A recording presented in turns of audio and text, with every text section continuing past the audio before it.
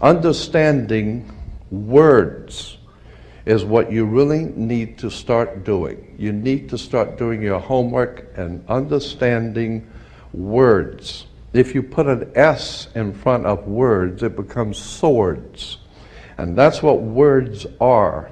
They're cutting. They can cause you great trouble. Humans are word-controlled creatures.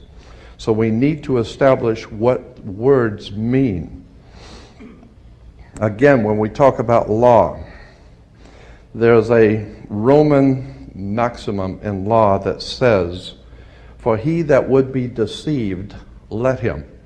Simply meaning, if you are so ignorant as to be deceived, then that's your business, that's your problem. So you need to do your homework and find out what words mean, especially in relation to law and government. Because there is a world of occultism that is operating today throughout the world, in which you use certain words, and when those words are used in a court, they don't mean the same thing at all. Understanding law and the words of law, there are two things that this planet has: water and earth, water and land. Consequently, there are two kinds of law: the law of the land and the law of water. You've heard the term law of the land, but in point of fact, that's precisely what this word means, law of the land, because it is the people who live on land. And that is opposed to something else called the law of the high seas, or the law of water. You need to understand the difference. The law of the land is the law of the culture that lives on the land. And so consequently, the law of the land is different in every country. You can do things in America you can't do in Russia. You can do things in Africa you can't do in England. So the law of the land is the law of the culture that lives on that particular land. However, there is a higher law that dominates the entire world. It's called the law of the water, or the law of the high seas. The law of water is referred to as the law of money. It doesn't matter what color you are, where you're from, or where you live. Money is money. And anytime you're doing banking or using money, you are now under the law of water, maritime admiralty.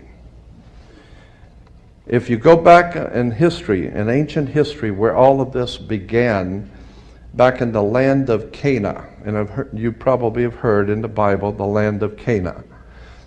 The Canaanites were Phoenician bloodline, and in the ancient Phoenician language, Cana meant merchant, banker.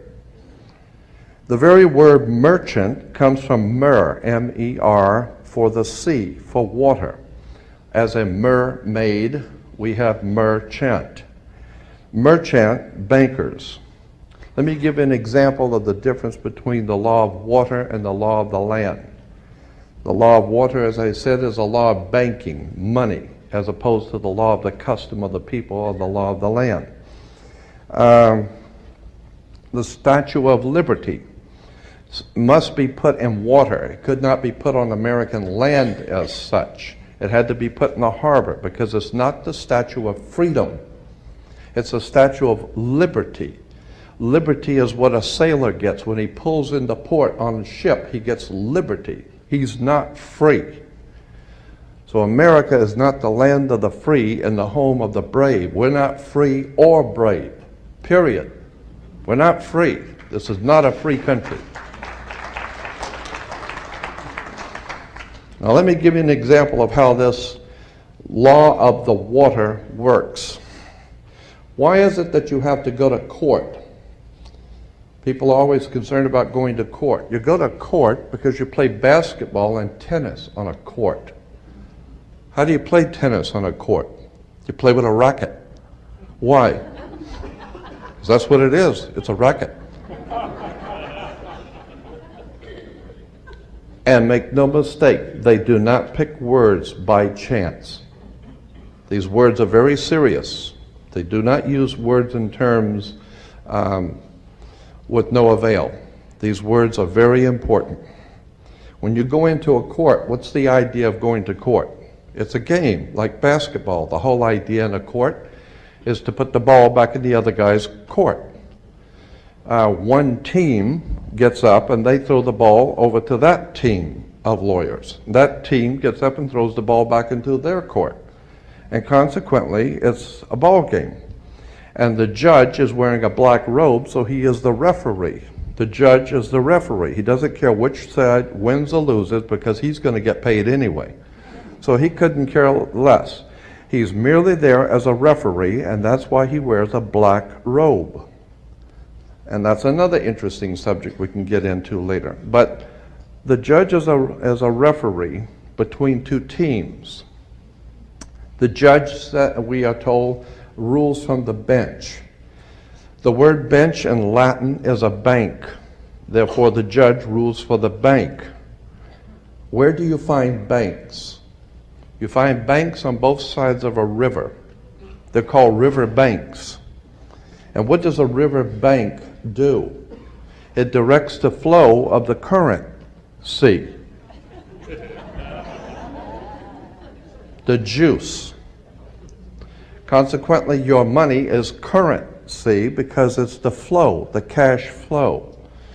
And I'll give you an example of how this works. When a ship pulls into a harbor, all ships are referred to as female. Airships, rocket ships, sailing ships are always female.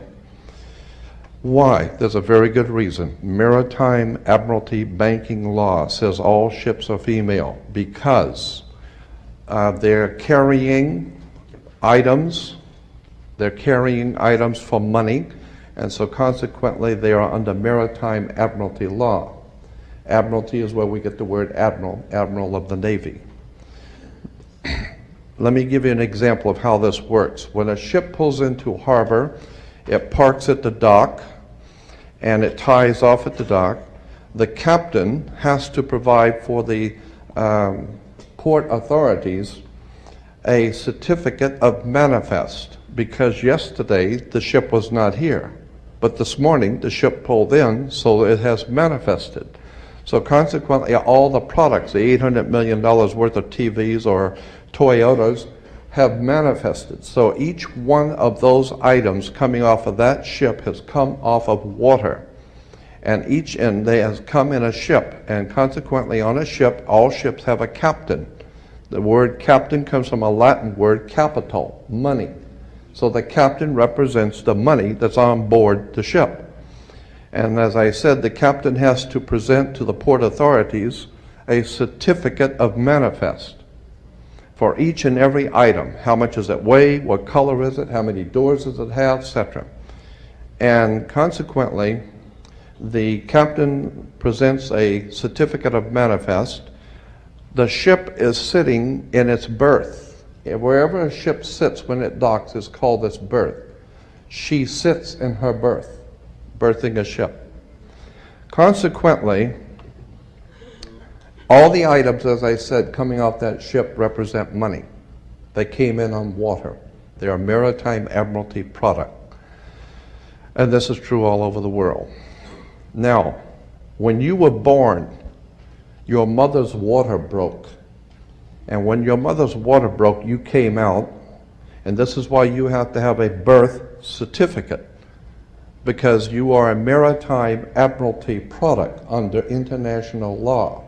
You are considered, your body is considered a Maritime Admiralty product.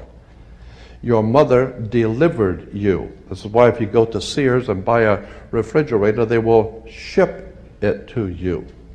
They will deliver it. And that's why you were in your delivery room. Your mother was delivering a product. Maritime Admiralty, you came down your mother's birth canal. And once you, and as you're taking one of the televisions or the cars off the ship and it falls down and breaks, that's all right. Sometimes they're stillborn, so consequently you've lost money on that one. Therefore, you have to have a death certificate, and it's always signed by the dock. The doc has to sign your birth certificate and your death certificate. All of these words and terms are maritime admiralty banking words. And therefore, if you understand lawyers and judges and courts and government are all under international maritime admiralty law. All religions, all churches in the world operate under maritime law. This is why all churches are divided into denominations, like 20s and 50s and 100s. Serious. This is why they're called denominations, because all churches are nothing more than the product of maritime admiralty banking. It's an extraordinary story of occult treason, high treason and crimes against the state. Make no mistake about it, there has never been a country on the face of the earth as far back into history as you can go. There has never existed a country in which the people rose up and demanded their right to be free. Never. The concept of human, spiritual, intellectual, and physical freedom is a totally concept that has never, ever existed on the earth. The only time that has ever come into existence was the founding of this country, where it was understood that we were sovereigns and we owned our bodies, and consequently, since 1868, we're now on the International Maritime Admiralty Law. Think about this. When cowboys in Indian movies, when the cowboys would ride into town, they'd get off the horse, they were wearing guns. How come they could walk into a bar carrying guns? And if two guys got in an argument, they could go out on the street and draw on each other in front of the sheriff's office, and the sheriff would do nothing. How come? How come that men could go out in the street and shoot each other in front of everyone and had nothing be done about it? The reason why is because before 1868, all Americans were considered sovereigns. And that's one of the nice things about being a sovereign, is you have the right to be yourself. And consequently, you need to understand that in one last point I'm going to make before I introduce your speaker, that in 1868 there was a corporation founded. Anyone can incorporate a company. Well, in 1868 there was a company incorporated. And in that particular company, the founders of that company called it, they referred to it as the United States Corporation. And they stipulated that anybody who would be a member of that corporation or work for that corporation would be called not an employee, but a citizen. So today, if you are asked, are you a citizen of the United States, what you think you're being asked is, are you lawfully in this country to do business? That's not lawfully what's being asked. They didn't ask you if you were in America lawfully. They ask you a specific question. Are you, of your own volition, out of your own mouth, testifying that you are a citizen of the United States? Because in that way, citizen of the United States means you are an employee of a foreign corporation operating on the international maritime law. So today, the President of the United States is the President of a privately owned company. The company is called United States. And the word president is always a word that is used in corporate law. Banks have presidents. All companies have presidents. So there's a corporation called United States, privately owned, and it has a president. President Bush is not the president of America. President Bush is the president of a privately owned company. Privately owned, out of England. And you need to understand words and terms. Because I believe that there is a divine presence in the universe that men call God, and one day that divine presence is going to move on the earth and we're going to see freedom come back to this world. And when it does, you're going to need to understand words and terms and how they have been used to trick you.